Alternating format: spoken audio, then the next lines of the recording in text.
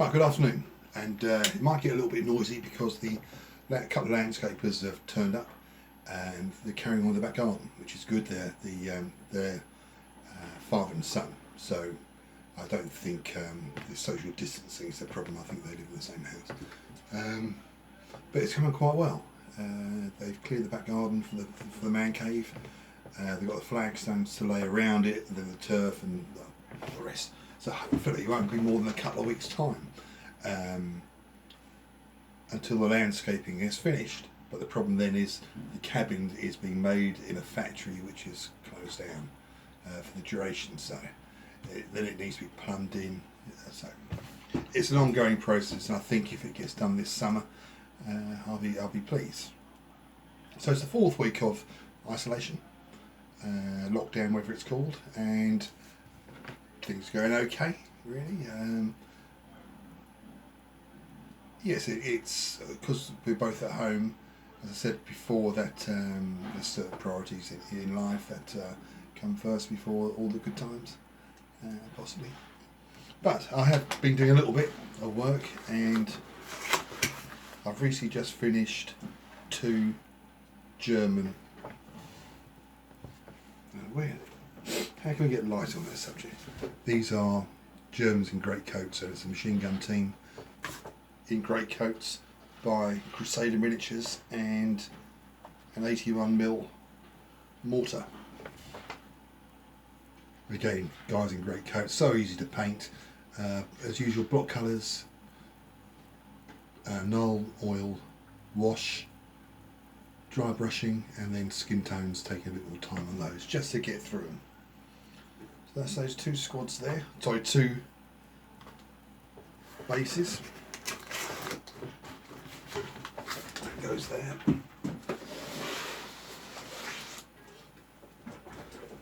The Italeri, Warlord Italeri Panzer IV.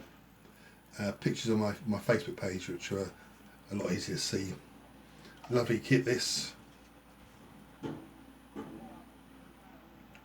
All for Normandy. As usual, blocked the colours, washed it, forgetting to put the transfers on. And by the time I'd washed it, I didn't want to put the transfers on then, and I think they'd be too bright. If I washed it again, it'd be too dark, whole vehicle. So I left it there like that, and looked online, and it said some of the units in Normandy were unmarked, and my friend Mark backed it up. But it's a nice looking kit.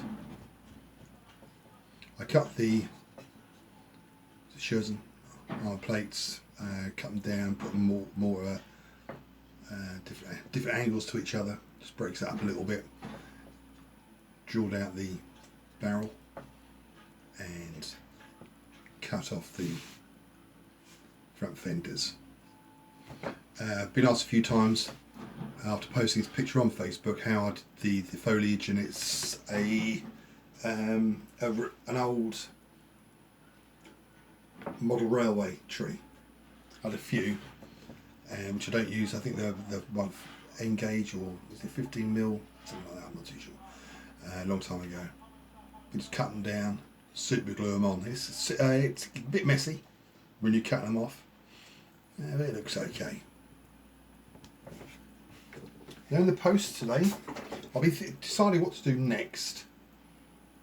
And I didn't realise, I was looking through my stash the other day, which is, there's a few people posting their stashes, and mine is very small compared to a lot of other people's, even though I think it's a large stash. And I came across a M5 Stuart by Rubicon. I can't remember even buying this. So I knocked that up this morning. Put that in there, stop the paint getting on the inside. Yes, so I've knocked that this morning, and I'll give it another spray later with the Plastic Soldier Company rattle can, which are very good colours. I'll finish it off today, hopefully. So I didn't want to commit myself to painting more figures until I got some bits and pieces in the post, and from GMB flags. I received some French flags for muskets and tomahawks, which means I can now get on with 2 more French line units, and a British flag because my friend Sean Bryant sent me some British figures from AW Miniatures, which have a couple of centre bearers. So I bought these flags, not realising the 42nd Foot was a Royal Highland Regiment, which I've got blokes with trousers. Now I'm not too sure if they wore trousers or they all the Scottish troops over there wore kilts. I'm not too sure, which is annoying. That annoyed me. It didn't annoy me. I just thought should have checked. So that's that, and I also received today from Charlie Foxtrot models, which came quite quickly in the post. 2 6-foot square pieces of MDF with signs and telemines, and there are going to be 2 minefields for bolt action. Yes, that's that. Got signs and stuff like that.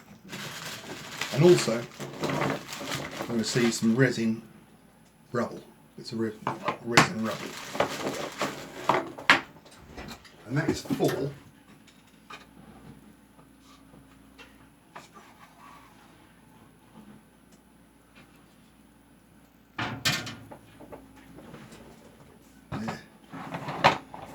right, and so they can fit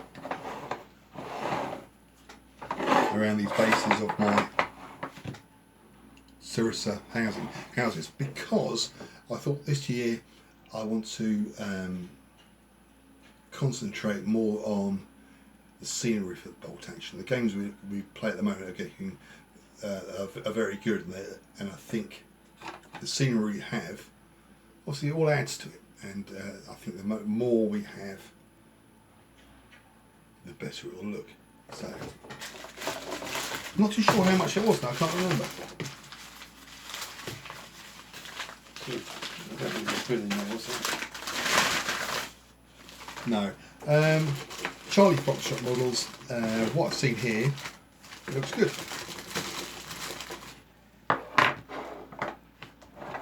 So, yeah, all goes towards it. Well, that's it. Sunny day. Wouldn't mind being in the back garden today, but all the blokes are outside digging it all up. Can't wait to get my man cave. Something I've always wanted. My very own war games room. It will happen. Thanks for watching.